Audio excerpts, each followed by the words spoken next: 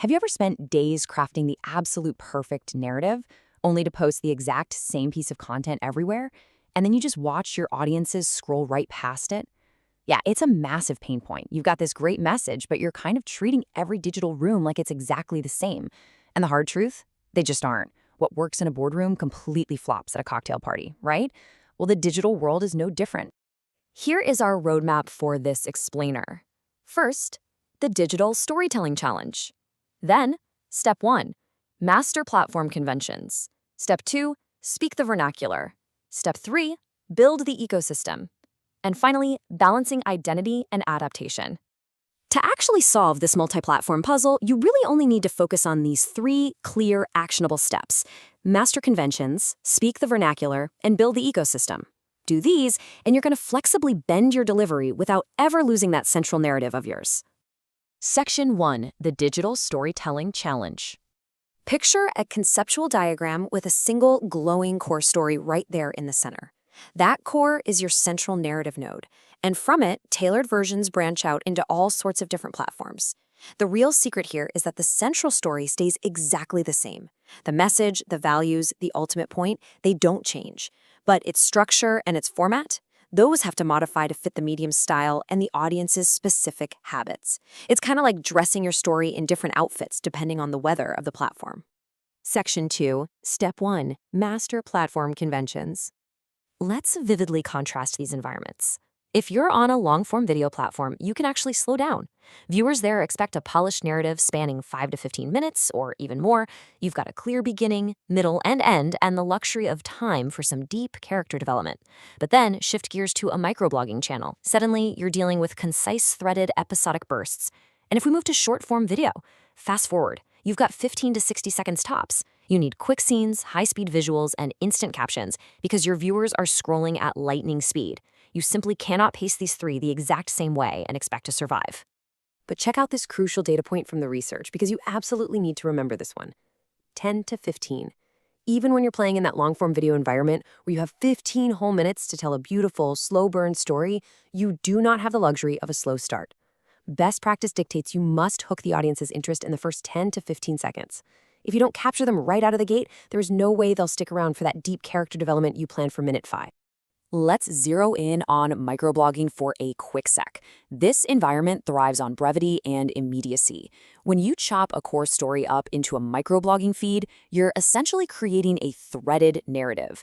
Each tweet-sized segment has to do double duty. First, it has to act as a standalone insight that completely makes sense on its own, delivering a tiny revelation or an emotional beat.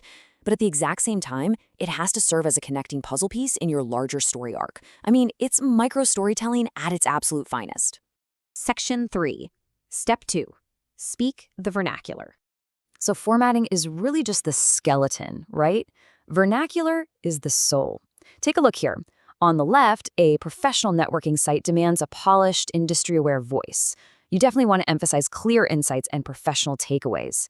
But on the right, an image-centric social app rewards a completely different approach. It needs to feel approachable, highly authentic, and use informal language or even a bit of humor. If you bring the stiff, takeaway-heavy tone of the left straight over to the app on the right, your story is going to feel totally out of place. The dominant voice of the platform dictates whether you feel like a native or a tourist. So how do you actually sound like a native? Well, you do it by using what we call familiar wrappers. I highly encourage you to really study what the audience on your target platform is already responding to. Wrap your narrative in these familiar elements. Maybe that's utilizing trending hashtags, adopting popular meme formats, or honestly just using platform-specific lingo. When you package your core story inside these familiar wrappers, you achieve rapid, almost instant audience impact. Why? Because you're speaking a language they already fluently understand. Section 4, Step 3, Build the Ecosystem. I absolutely love this quote by media scholar Henry Jenkins. He says, "Successful multi-platform storytelling creates a narrative flexible enough to evolve across different formats." This is such a brilliant academic insight because it completely anchors our entire concept. You see, being platform aware does not mean you abandon your story's identity. It means you allow your story to evolve. It's about having the confidence that your core message is strong enough to survive shapeshifting. In practice, building this ecosystem means creating supplementary content that is totally unique to each platform, but always points back to the center. For instance, you might put your polished 15-minute documentary on a dedicated video platform, but then you drop raw behind-the-scenes videos on an image-centric app. Then maybe you host live character Q&As on a microblogging site. Each piece of content reinforces your main story from a totally different angle. You aren't just repeating yourself, you're actually rewarding your audience for following you across different platforms by giving them brand new pieces of the puzzle. Section 5. Balancing identity and adaptation. At the end of the day, it is always a balancing act. The ultimate goal is maintaining a perfectly consistent core narrative across platforms while flexibly adjusting the delivery. When you master platform conventions, speak the local vernacular, and build out that supplementary content we talked about, the result is a cohesive narrative ecosystem. It feels highly intentional everywhere it appears, and your audience never, ever feels like they're just being spammed with copy-pasted content. Which brings us to our final thought. Is your story flexible enough to survive the digital ecosystem? I really want to challenge you to look at your own messaging right now.